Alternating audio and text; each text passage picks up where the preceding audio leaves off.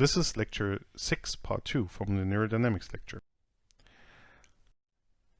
So if you study excitability in two-dimensional systems, already Hodgkin-Huxley, and that may be one of the most important insights from them, identified that there can be two different kind of types of excitability. They call this already class 1 neuronal excitability and class 2 neuronal excitability.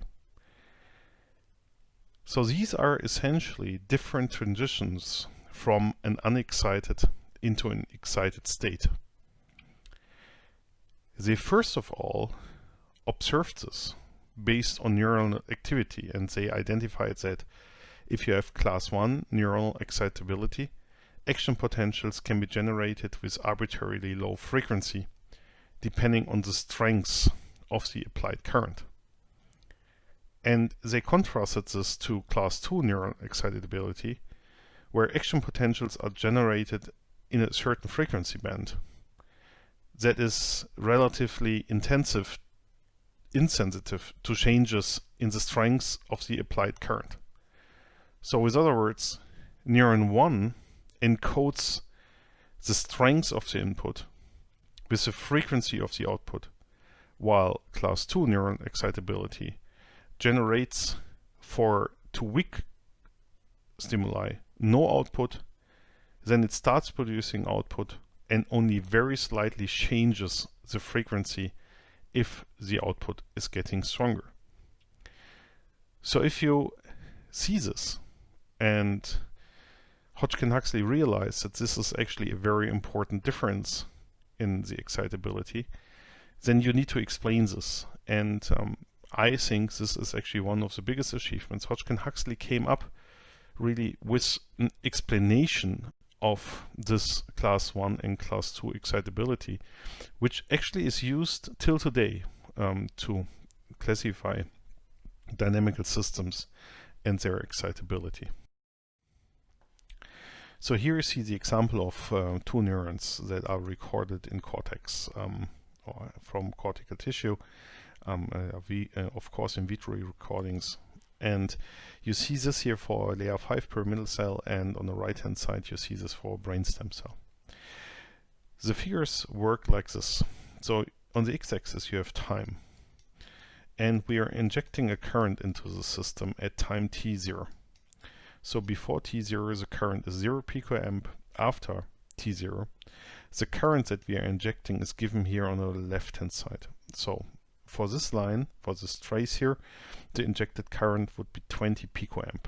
For this trace, the injected current would be 320 picoamp. The reaction of the neuron you see in the trace above. So this is the reaction of the neuron. As you can see, as soon as we switch the current on at this time point, the neuron reacts with a slight membrane potential increase, and then it actually stabilizes. If we increase the current to 40 picoamps, we see that actually the rise is faster, and then eventually a spike is fired. The time in between two spikes that are actually induced by this 40 picoamps is pretty large. So it's actually something like 200 milliseconds, as you can see here. If we increase the current into the neuron up to 320 milliseconds, you see that the time in between spikes is shrinking, or the frequency of spikes is increasing. So that means this neuron reacts to a very small input with an arbitrary low frequency, as you can see for I equals 40. And if we increase the frequency, if we increase the driving strength, if we increase the input current into the neuron, the frequency is increasing. So this is class 1 excitability. To contrast this to class 2, we are having a look at the brainstem cell. So again, here we have an onset, and for I equals 200, you see that this different neuron, of course this has a different sensitivity, so we can't really compare the picoamps directly, So we have a different sensitivity here, it's much less sensitive. And the neuron reacts with a kind of oscillatory subthreshold oscillation. So it's oscillating, but it's not firing a spike. If we increase this to 400 picoM, the neuron starts firing, and the frequency, so the time in between of two spikes, is already very short, which means it's immediately a high frequency. So that means if we have a look here, then this neuron can't fire with an arbitrary low frequency. It immediately fires high frequency spikes. An additional observation, however, this is actually not really necessary for class 1 or class 2 excitability in terms of a distinction, is that for the class 2 neuron that we see here, the neuron stops firing after a certain while. So the amount of spikes that are fired is a function of the input into the neuron. So if we increase further to 500 and then eventually to 1000, you see that there is a minimal change in the firing frequency because spikes get more dense, but this change is really only very small. So this neuron, class 2 neuron on the right hand side, therefore cannot fire spikes with an arbitrarily low frequency. It will have like a step function, either it doesn't fires, or it fires with a rather high frequency for the smallest effective input current. So, for a realistic scenario, class 1 neuron can actually fire up with arbitrary low frequencies. Most often you observe them to fire in between 1 or 2 Hertz, and the highest frequency is 100 or even higher. Even though this is debated whether this is actually really single cell recordings, if you do it in vivo recordings, because then you can't really identify necessarily a single neuron. You might have so-called multi-unit activity, but if you are in a dish, so if you record in vitro and you drive neurons very, very strong, you can actually also have firing frequencies above 100, which are very unlikely in a real cortical system in vivo. For a class 2 neuron, the frequency is actually usually much higher, and they fire immediately high frequency with 150 to 200.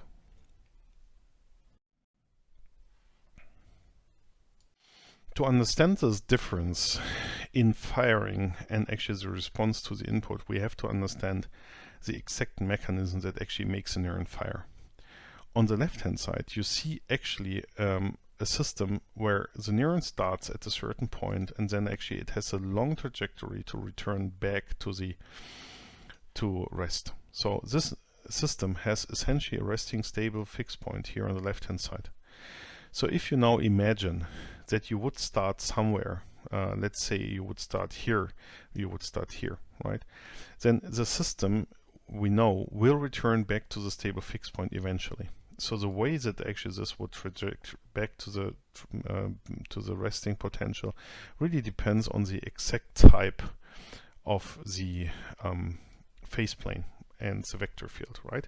So let's assume it would work like this here. So that means the system would essentially simply react with returning back to a resting potential. So what would actually have to happen to have a periodicity here? Well, if you want to have a system engaging in a periodic cycle, we somehow need to connect the right hand and the left hand side of the such that if the system would return to the resting potential, it would take off immediately, right? So with other words, if we want to explain what the system is doing, we don't have to have a look at all these things here, because we know exactly what the system is doing. It's returning back to rest. Studying excitability actually requires that we study this immediate neighborhood next to the stable fixed point and the initial point that is the origin of the phase portray, to understand how we can connect these two. Okay, and so if we would essentially consider this, then we could say, well, we have to apply a certain change in the vector field such that we can get from the stable fixed point to a situation where we have an orbit that is connected. The size of this area that we are studying really depends on how close we want to start to the fixed point, and it will turn out that it's actually only the very immediate proximity that we have to consider, because we can always argue that there is a certain area for which we actually know what the system is doing, and that's actually meaning it's projecting back to the resting potential. So which means effectively we are going to shrink this this field more and more until we are very, very close to the fixed point that we want to connect into an orbit.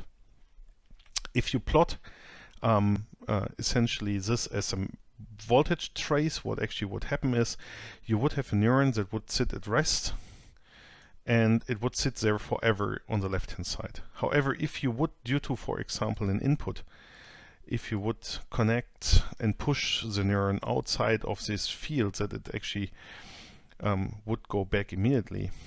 So if you would push due to an input to the right hand side, then this would mean that the voltage is increasing. So we're here, and you're in this spot here where the neuron would actually start producing a spike. So with other words, the additional input would essentially make the neuron engage in a single spiking event.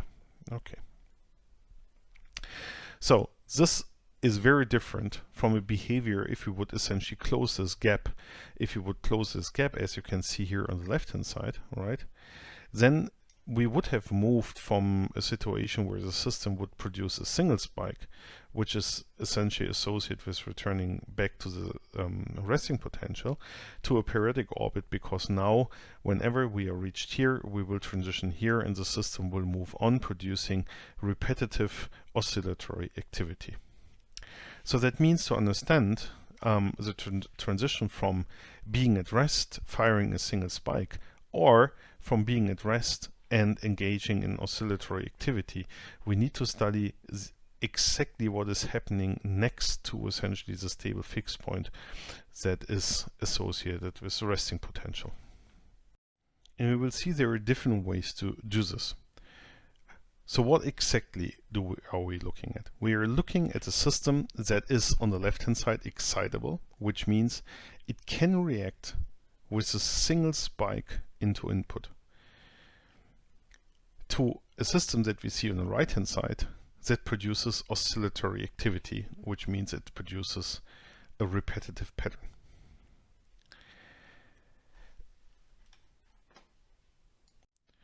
So to transition from excitable to an oscillatory system really requires that the system is undergoing a change, right? It's undergoing a bifurcation, because the principal behavior that the system is producing is different. On the left hand side, you see an excitable system. You see a system that has essentially a single stable fixed point.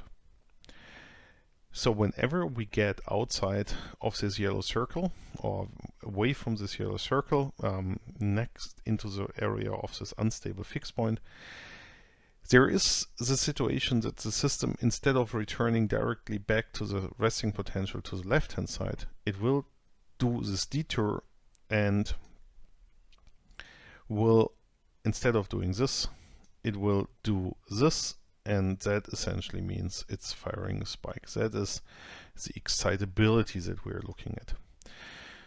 If the system is undergoing a bifurcation, then the result of this bifurcation will be that the only solution that is actually existing on the right hand side is a closed limit cycle. So something changed here in this area, right? If you compare this, then this is the only thing that actually changed. The remaining parts and outside here is the very same part of the limit cycle that we still have here, and that's the very same that we have here. So no change there. It's only a change in the yellow shaded area that we have to look at. Okay. So the first type of bifurcations that we will study is the so-called saddle node on an invariant circle bifurcation. Over the next lecture, that is next Thursday, we will be more into the details of how this happens, and I will enrich this view with more aspects that you can get a better grasp. We will start now very conceptual and very easy. So the first thing we just do is we describe what is happening. Well, you see that we have an unstable fixed point here, right? So this unstable fixed point, that's actually our saddle node that we are looking at. So the saddle node, due to the bifurcation, will disappear.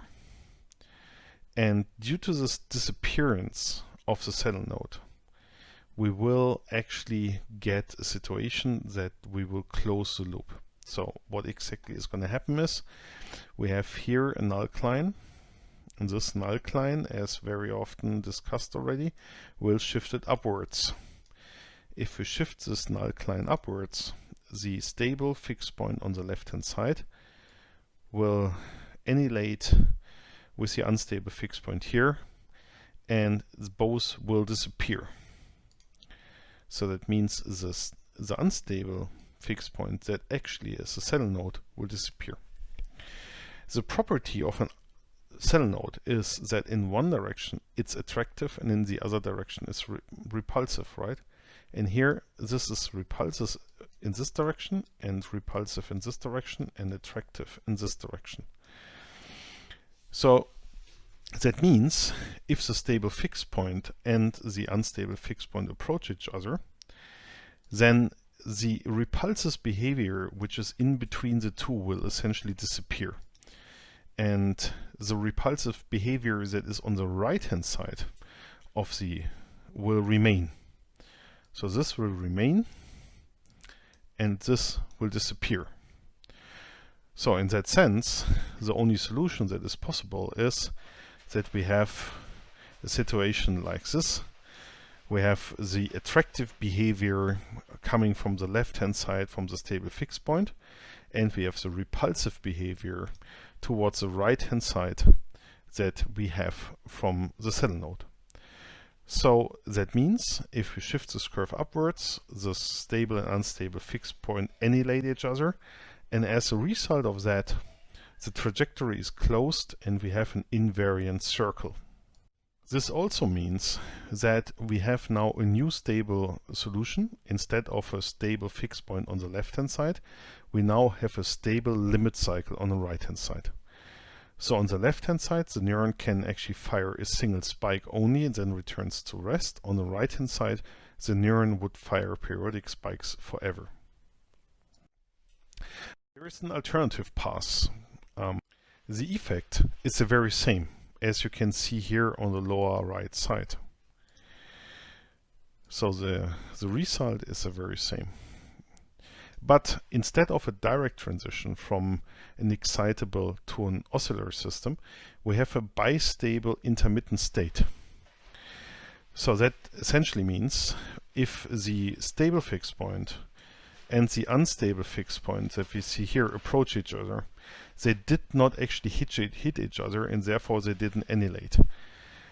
But before they would annihilate, so if they would get closer together, there's another thing that is happening, and that means that already here the vector field is adapting such that we are closing the loop. And that means that the very long trajectory that would return us to rest is now not returning us to rest anymore, but it's returning to the very same point. That means we have now two solutions. We have a solution that is associated with a stable limit cycle that we see here, and we have a solution that is associated with a stable fixed point. And in between we have the separatrix that is anchored by the unstable fixed point that is actually separating these two states. And that means the system can either be in state A, that means it's in a stable at the resting potential, or it can be in state B, and that means it would fire periodic spikes. And if it's in A, it stays in A, and if it's in B, it stays in B. And only an external perturbation, that means a stimulus into the system, can make us pass the separatrix from one to the other side to switch from B to A. And if it's then in A again, after it was in B, it will stay in A. If another stimulus pushes it back to B, then it will stay in B until another stimulus would push it back to A. To two stable solutions. That's just an intermittent solution, because the next thing, if you would actually increase the drive even further, that would mean that we shift the curve up even further. Then finally the two approach each other and annihilate each other, and that means the stable and unstable fixed point disappear, and we are having not the second stable solution anymore, and that means the right hand side has the very same topology as for the upper case. So that means from excitable system to an oscillator system, we can either go via a saddle node on invariant circle bifurcation, which is a direct path, or we first have a saddle node on homoclinic orbit bifurcation. That means the saddle node is not disappearing, and before it's disappearing, the emergence of a homoclinic orbit is there, and then if we increase the input further, we have just a saddle node bifurcation, because that is the disappearance of the saddle node and the unstable, the stable fixed point, and this saddle node which is unstable, and they disappear. So it's either directly or indirectly that the system can go from an excitable to an oscillatory state. And there is another one. And that is actually a different type of bifurcation, but again, you will see it's direct and indirect path. So we will start again with an excitable system, as you see on the left hand side. It's again a stable fixed point at rest. If the system is pushed, it would be pushed to the right hand side, and then it would essentially return to rest again. If we undergo a supercritical Andronov bifurcation, as you can see on the right hand side, the system will again fuse in the very close neighborhood of the stable fixed point, the orbit, and therefore it's closed, and the stable fixed point turns into an unstable fixed point, and outside of the unstable fixed point there is the emergence of a stable limit cycle. There is an alternative again, that is the indirect pathway, and the indirect pathway has an intermittent step again, and this intermittent step is associated with the birth of an unstable and stable limit cycle in between. So as you can see, we have the stable fixed point still, and if we increase the strength, then while the stable fixed point still exists, the system gives birth to an unstable fixed point, to an unstable orbit that is surrounding the stable fixed point, and then another stable orbit that is actually surrounding the unstable one. If we then increase the input even further, the stable fixed point and the corresponding unstable orbit will fall on each other and annihilate each other. So here it's like that it's not a stable fixed point and an unstable fixed point that annihilate, but it's actually the unstable orbit surrounding a stable fixed point that actually collapses onto the stable fixed point and therefore annihilate each other. As a matter of fact, again, this then results in the very same topology as the direct pathway. That is, we have a closed orbit surrounding an unstable fixed point. We will study the properties that result from that in some detail over the next lecture, but I would like to give you already an overview, because this allows you then to see how that is related to essentially the class 1 and class 2 property from Hodgkin-Huxley. So we have the 4 different lines which are corresponding to the 4 different bifurcations. We have the saddle node on an invariant circle, the supercritical Andronov, and the subcritical Andronov. And on the right hand side we have 3 different properties of these systems. So first we have subthreshold oscillations, which means that are oscillations that the system will produce without producing spikes. Then we have the amplitude of spikes and we have frequency of spikes. So let's go from bifurcation to bifurcation. Start with saddle node. For a saddle node bifurcation, we do not see subthreshold oscillations. The amplitudes of spikes are always non-zero. That is actually one of the classic properties that we know, for example, from pyramidal neurons. So the amplitude of spikes in most neurons is actually meaningless. That means it doesn't carry information. Here it's non-zero, but for most neurons it's actually constant, nearly constant. And the frequency of spikes is also non-zero. If you have a saddle node on an invariant circle bifurcation, we also have no subthreshold oscillations. The amplitude of spikes is also non-zero, but the frequency of spikes can actually go to zero. So this is the classical pyramidal neurons that we know. The smaller the input, the smaller the frequency. The larger the input, the larger the frequency. So the saddle node on invariant circle bifurcation is the classical neuron that we would see if we like to have a continuous encoding of strengths in the frequency of firing, which is not the case for saddle node. The supercritical unknown of Hopf and the subcritical unknown of Hopf both have subthreshold oscillations, and they both have non-zero frequency of spikes, which means they are both type 2 because they would have an immediate onset. The difference is that actually the subcritical unknown of Hopf can also have arbitrary small amplitude of spikes. So here you have a neuron that actually encodes the strength of the input in the amplitude of the spike and not in the frequency of the spikes.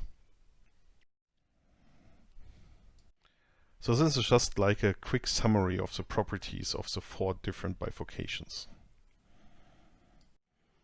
Please press pause if you want to read it. I will continue in 5 seconds.